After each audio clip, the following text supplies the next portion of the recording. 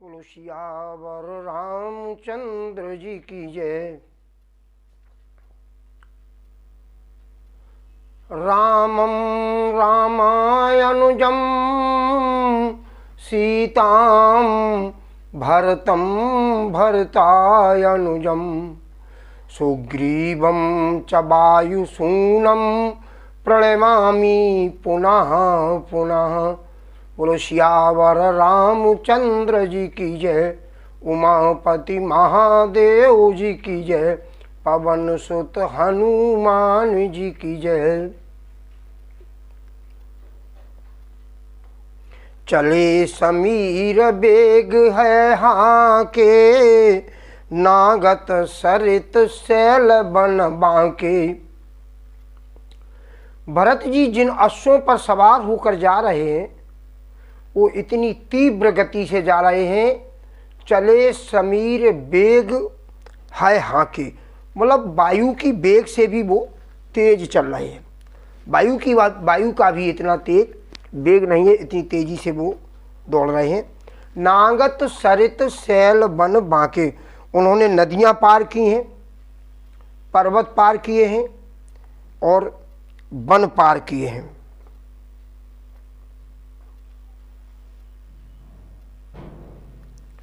दुर्गम नदियों और पर्वतों को, जंगलों को लांघते समय भरत जी जब जा रहे हैं तो उनके मन में बड़ा सोच है, विचार कर रहे हैं कि दूतों ने कुछ कहा नहीं, क्या करें, समझ में नहीं आ रहा। गुरुजी ने बुलाया है, पिता ने क्यों नहीं बुलाया, भाई का आदेश क्यों नहीं हुआ। इन सोच में भरत चले जा रहे हैं और जाते समय उन्हें जो नदियां मिली हैं,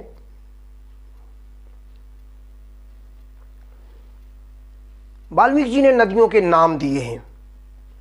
सुदामा,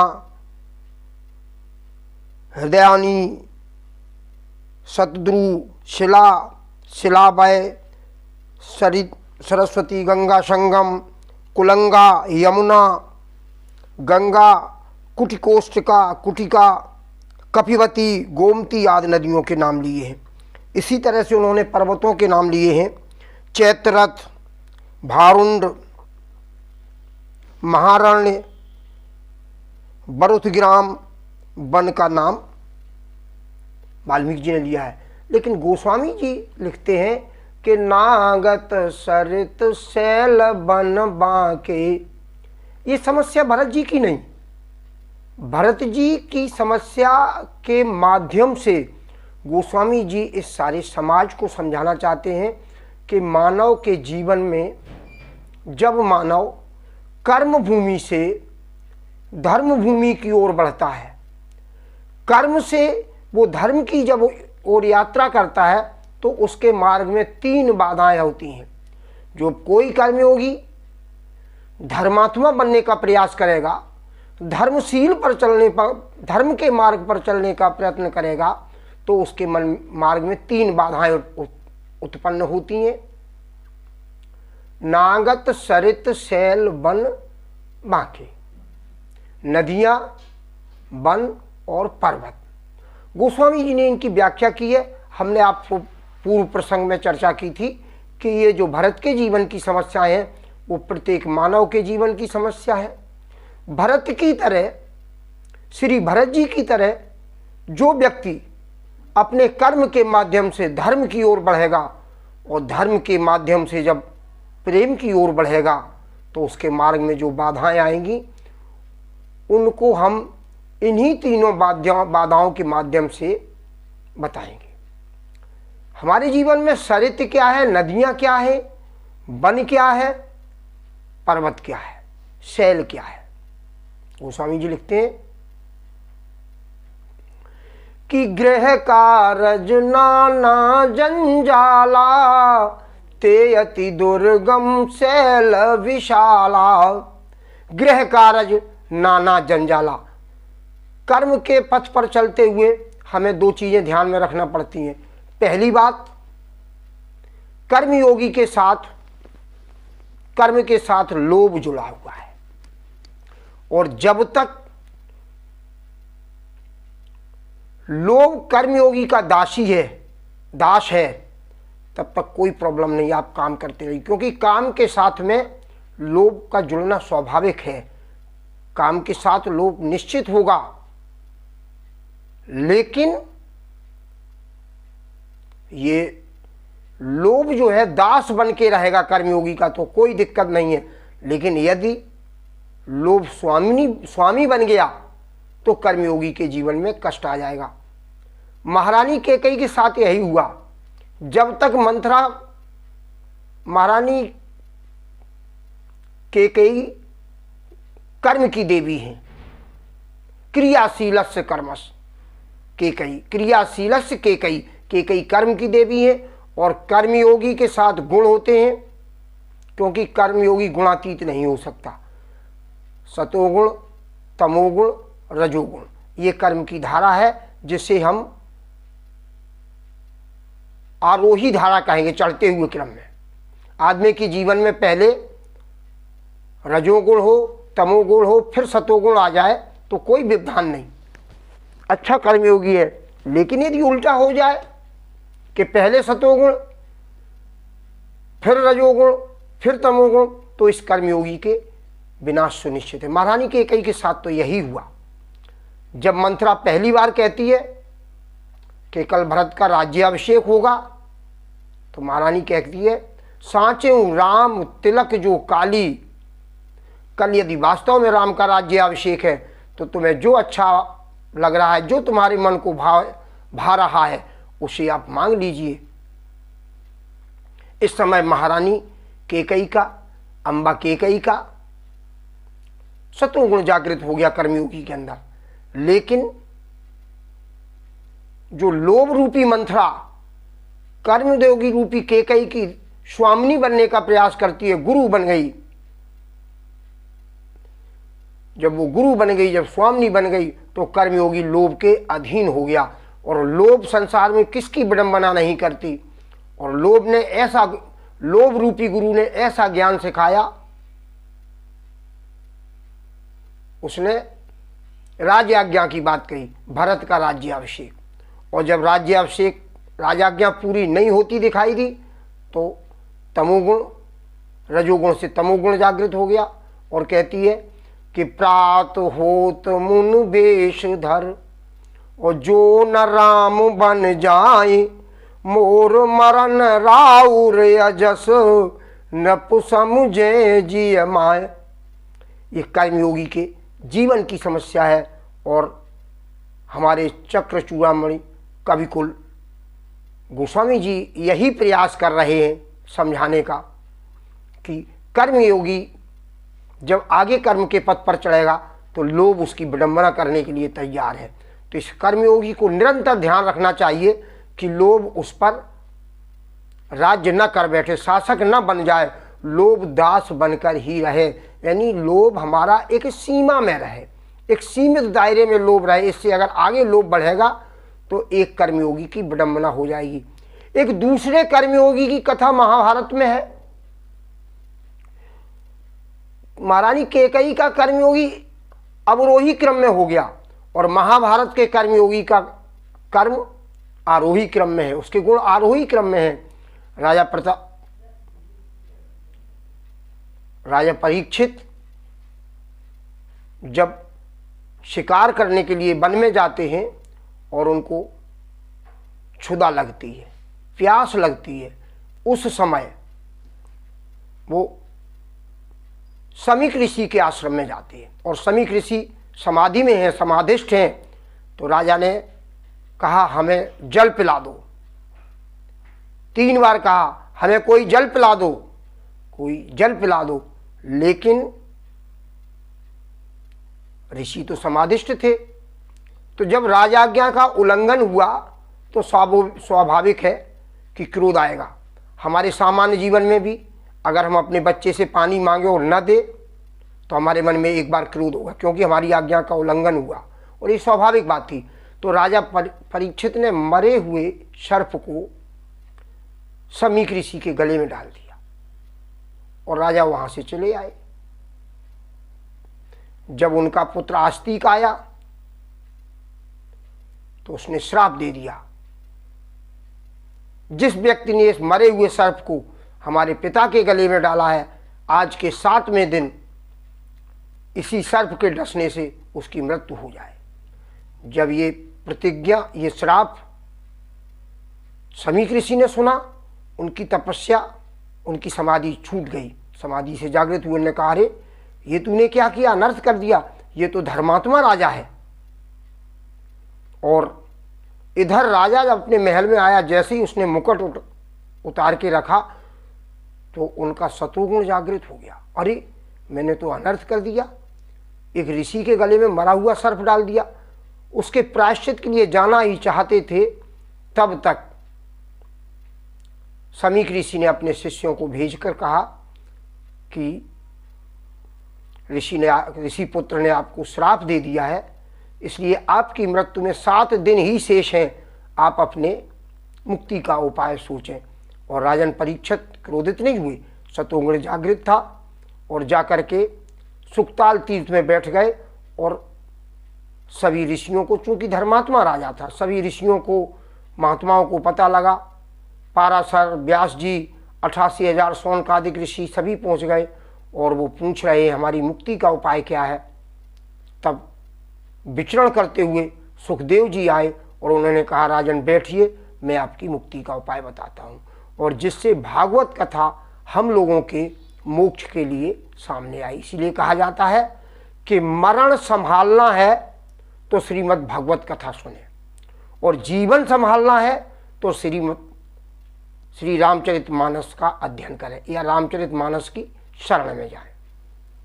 कहने का भाव ये है कि कर्म की प्रधानता जीवन में अगर है, कर्मयोग है, और जब धर्म की तरफ चलोगे तो ये आपके मार्ग में बाधक आएंगे। भरत जी के मार्ग में जो पर्वत बाधक हैं वो गृहस्थ जीवन के समान है।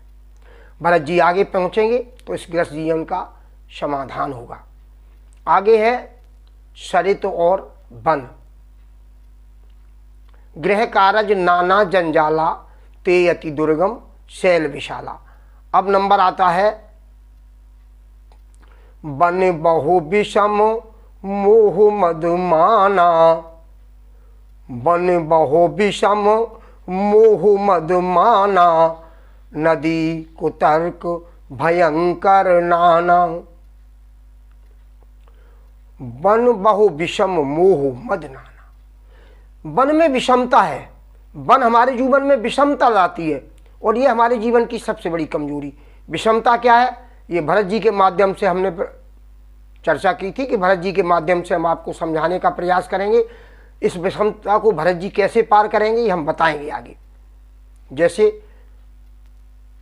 गृहस्थी रूपी पर्वत को पार करेंगे, और वन रूपी विषमता।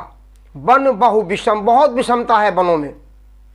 वन बहु विषम मोह मद माना, फिर इसमें मोह मिलेगा, और मान, सम्मान, जो हमारे लिए जीवन में सबसे ज़्यादा कष्टप्रद है, जो हमें पतन की ओर ले जाने वाला है। मोह हमें पतन की ओर ले जाते हैं। गोस्वामी जी लिखते हैं कि मोह सकल व्याधन कर मूला। ये वन रूपी मोह हमें व्याधि उत्पन्न करता है। जितनी भी हमारी व्याधियां हैं सब मोह से है। मैं और मोर तोड़ते माया। ये मोह ये है कि हमारा जो अपनत्वपन है, जिनसे हमने मोह लगा बैठे हैं, वो हमें आगे भक्ति की ओर, धर्म की ओर बढ़ने नहीं देते हैं।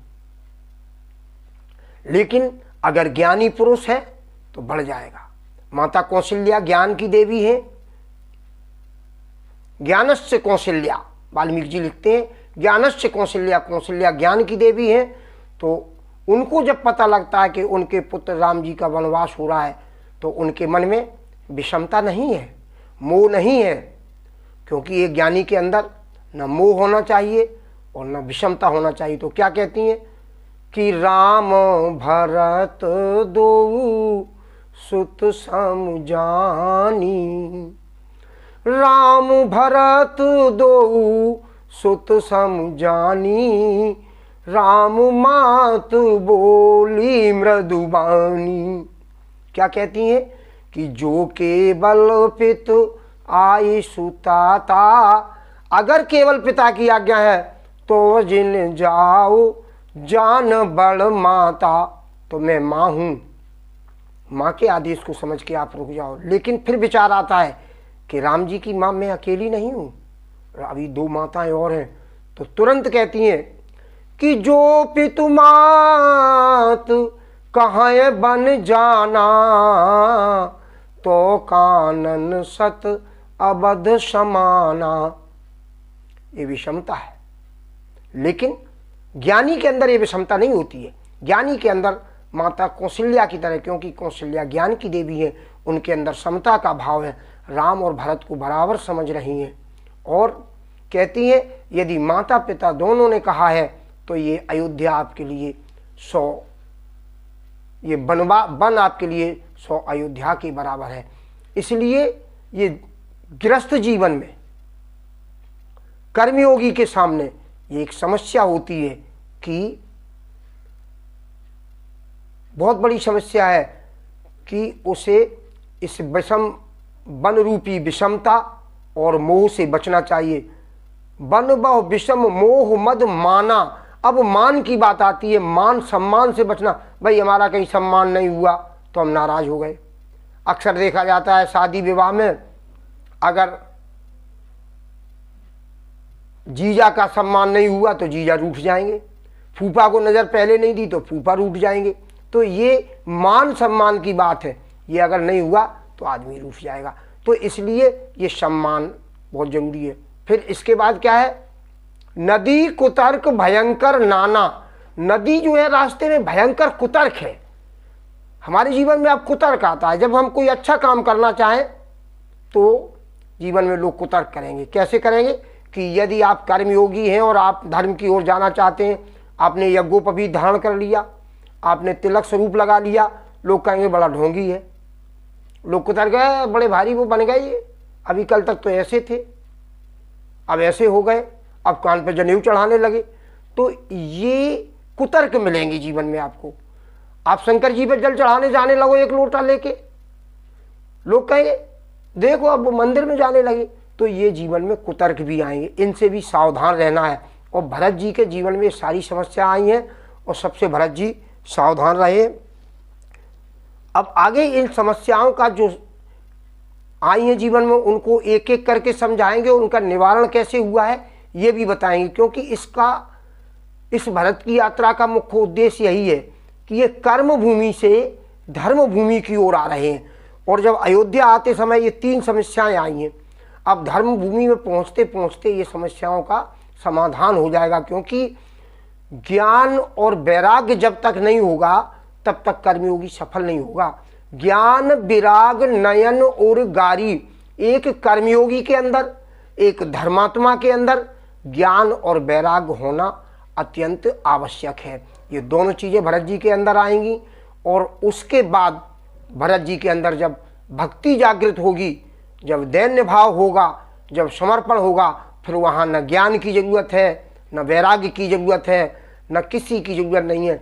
फिर सारा भार हमारे प्रभु पे चला जाता है। हम जिसकी शरणागति में हो गए, फिर सारी जिम्मेदारी हमारी उनकी हो जाएगी जिनकी हम शरण में गए हैं।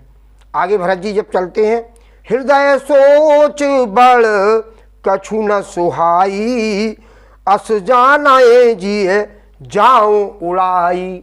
हृदय में बड़ा सोच है, कुछ अच्छा नहीं लग रहा, ऐसा लग रहा है कि हम शीघ्र ही उड़ करके अवध में पहुंच जाएं। एक निमष बरस सम जाई, यही विद भरत नगर नियराई। एक निमिष, एक पलक झपकता है, ऐसे लग रहा है कि 1 बरस हो गया। और ऐसा विचार करते करते भरत नगर में प्रवेश करने के लिए पहुंच गए हैं, अयोध्या में प्रवेश कर रहे हैं। सुगुन हो ये नगर पैठारा, रटई कुभांति कुखेत करारा।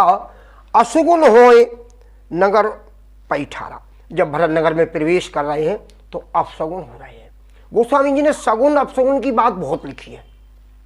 आज कह रहे हैं रटय कुभांति कुखेत करारा। करारा माने कौआ। कौआ जब हम जाएं कहीं और कुभांति कुखेत, कौआ बाईं ओर बैठा हो और भ्रष्टा पर बैठा हो, गंदी जगह बैठा हो, कांव कांव कर रहा हो, तो आप समझ लेना अपशगुन है। लेकिन कौआ दाईं ओर किसी वृक्ष पर बैठा है तो ये शगुन है। भरत की बारात जाते समय गोस्वामी जी ने बहुत अच्छा लिखा है कि कौआ जो है बाईं ओर बोल रहा है, अच्छी जगह पर बैठ करके बोल रहा है कौआ, लेकिन यहाँ उल्टा बोल रहा है। रटय कुभांति कुखेत करारा। और जब अच्छी तरह बोलता है तो दाहिन काग सुखेत सुहावा। सुखेत माने हरे भरे खेत पर, हरे भरे वृक्ष पर बैठा हुआ कौआ, और दाईं ओर मिलता है तो ये शगुन है, बाईं ओर मिलता है तो ये अपशगुन है। खर सियार बोलत प्रतिकूला, और सुन सुन हो ये भरत ही असूला। खर सियार बोलत प्रतिकूला। खर माने गधा, सियार माने सब जानते हैं सियार, जिसे यहाँ अपने जिला में, भिंड जिला की भाषा में गौदुआ कहते हैं। सियार जंगल का निवासी, उसे जंगल में बोलना चाहिए, और गधा नगर में रहता है, उसे नगर में बोलना चाहिए। लेकिन खर सियार बोलत प्रतिकूला, सियार अगर जंगल में बोले तो अच्छा है, सियार जब नगर में बोलता है तो अपशगुन है, और गधा जब जंगल में बोलता है तो अपशगुन है। आज भरत जी जब प्रवेश कर रहे हैं तो सियार नगर में बोल रहा है।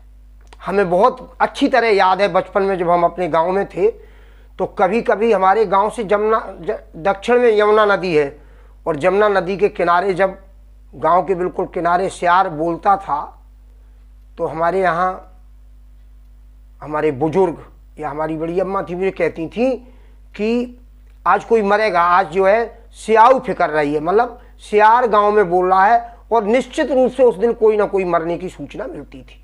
तो आज ये बात हमें आज अच्छी दिखाई दे रही है जो मानस में लिखी है, खर सियार बोलत प्रतिकूला।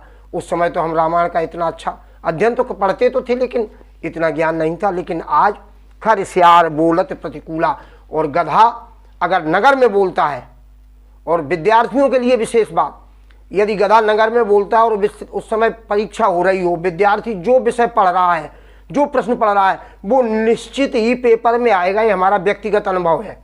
आपने जिस प्रश्न को खोला और उसी समय गधा बोले तो आप समझ लें ये प्रश्न निश्चित आए, ये शुभ संकेत है। लेकिन विपरीत बोले, गधा अगर जंगल में बोलेगा तो अपशकुन होगा। खर सियार बोलत प्रतिकूला, सुन सुन होय भरत ही असूला। इसको सुन करके भरत के हृदय में बड़ा कष्ट हो रहा है। श्रीहित सर सरिता बन बागा, और नगर विशेष भया बन लागा।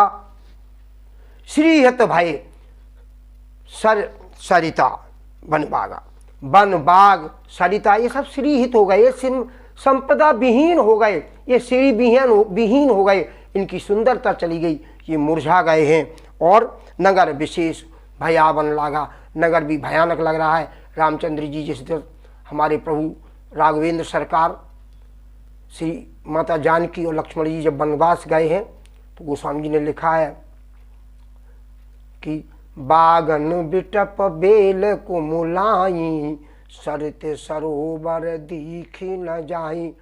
आज वाणी को विराम। बोलो सियावर रामचंद्र जी की जय।